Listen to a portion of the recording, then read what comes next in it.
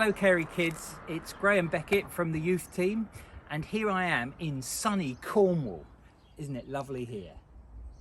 Well, today in our totally terrific, absolutely true Bible story, we're hearing all about a story which includes a pole.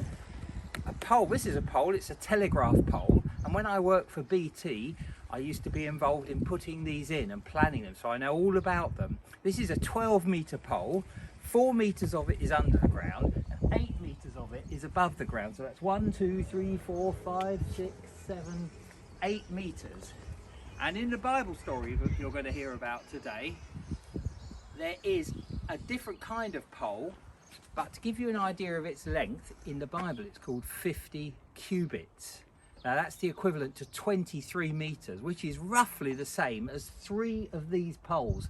So if you imagine 3 of these poles piled on top of each other, you have that about right in your head. It's a very long pole. Now I'm back from the seaside, but I'm still on holiday and it's incredibly bright, so I need these silly sunglasses on. It's time to get down to the Bible story. It's quite a complicated story, but what we learn from it is quite simple. We learn that God cares for his people and that his timing, the way he makes things happen, exactly the right moment, is perfect. God's timing is perfect. We learn that God cares for his people as well. But sometimes I think we forget, don't we, that his timing is perfect. Have you ever prayed about something again and again and you really thought that God should have given you an answer already, but nothing seems to be happening? Well, sometimes we can get a little bit impatient with God and maybe a bit angry too. We mustn't try to tell God what to do or when. We must trust that God cares for us and trust in his perfect timing. Now, there are a couple of things you need to know about the background to this story. Perhaps you remember from last week. First of all, Esther, who was one of God's people, had been made the new queen of Persia. Secondly, it was the character called Haman who had made a law to kill all the Jews, all of God's people in Persia. And the character called Mordecai has persuaded Esther to ask the king for help.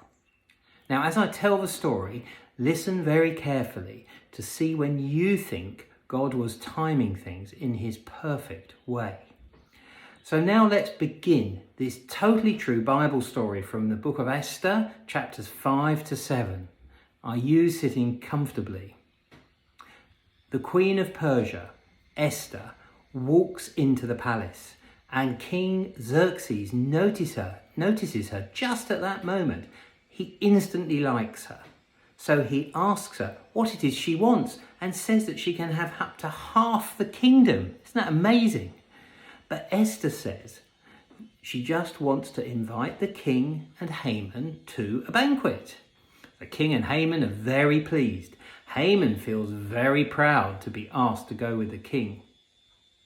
At the banquet, when they are drinking wine later, the king asks again, what would Esther like? Anything up to half the kingdom. Wow, what an offer for the second time. But Esther simply says she would like to invite the king and Haman back for another feast the next day. Again, Haman was feeling very proud to be the only one to be invited with the king. But he notices Mordecai when he's leaving the palace. And Mordecai does not treat him like the important man he thinks he is. Makes Haman feel very angry. But you know, he's probably secretly pleased that Mordecai is a Jew and he can't wait for his new law to come into effect that will mean all the Jews will have to be killed. When he gets back to his family, Haman boasts. He boasts about how important he is, that he's been invited to another banquet with the king. But he also complains about Mordecai. So Haman's wife suggests that Haman should build a very long pole which he can use to kill Mordecai. Nice, eh? That night, the king cannot sleep and asks to see the records of his time as king. And it's then that he's reminded that in the past, Mordecai warned the king about some traitors and as a result saved his life. When he realized that Mordecai had never been properly honored and rewarded, the king decided he really must do something about that. So the next day, Xerxes asked Haman what would be a good way for the king to honor a person. And so Haman thought to himself, I think the king's thinking of me.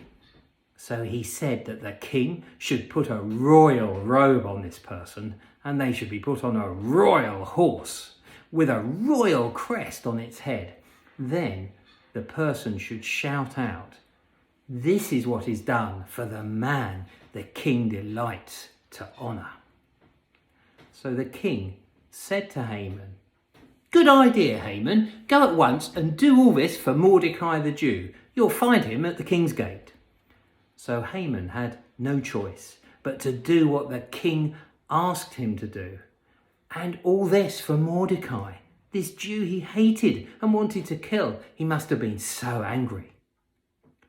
Later on, Haman told his wife and friends all that had happened. They advised him that since he had stood against Mordecai, things had started to look bad for Haman and warned him it could bring him to ruin. But then suddenly the king's helpers turned up and took Haman away for the special banquet with the king and Esther. This is a long banquet. On the second day of the banquet, while King Xerxes and Haman were drinking wine with Esther, the king and Esther had a conversation. And it went something like this. And I'm going to use this pepper pot for the king because it kind of has a crown, doesn't it? And this prettier one with a flower on, salt shaker, this can be Esther. Anyway, the conversation went something like this. The king says, hang on, that would be the king. The king says, the king said, Esther, what is it you want? I promise you can have it, even up to half my kingdom. And Esther replies, I have found favour with you, and if it pleases you, then please save my life and the life of my people, God's people, the Jews, because we have been sold by this new law, sold to be killed and wiped out as a people. If we had just been sold to be slaves, I wouldn't bother you, because that wouldn't be enough to bother you with.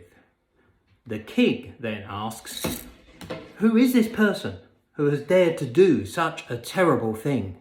And Esther replies, it is an adversary and an enemy. It is this horrible man here, Haman. That's the end of the salt shaker and the pepper pot. I expect you're pleased about that. Then Haman was terrified, and the king was so enraged he went out into the palace garden to calm down. Haman now realised that the king will have decided to have him killed. So he begged, and he stayed behind and begged Queen Esther to save his life. Just at that very moment, the king came back in from the garden. Haman lost his balance and was falling onto the couch where Esther was sitting. It looked like Haman was attacking her. And the king couldn't believe his eyes. He couldn't believe that Haman would attack someone while they were there with him, the king. The king's helpers immediately covered Haman's face. And one of them told the king about that 23-metre long pole. You remember that telegraph pole we talked about? 23-metre long pole that Haman had made to be used on Mordecai. So the king told them to use it to kill Haman instead. Now the king was not so angry anymore. Things were calming down. And that's the end of the Bible story. Now, can you think of where God's perfect timing helped out here as he made sure his people would be safe?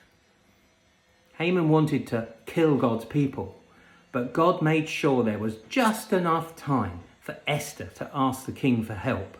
He also made sure everything happened at the right time and in the right way so he could defeat his enemy from winning. Well, I hope you've enjoyed this true story. and that the questions that are coming up will help you understand it even better. Bye for now.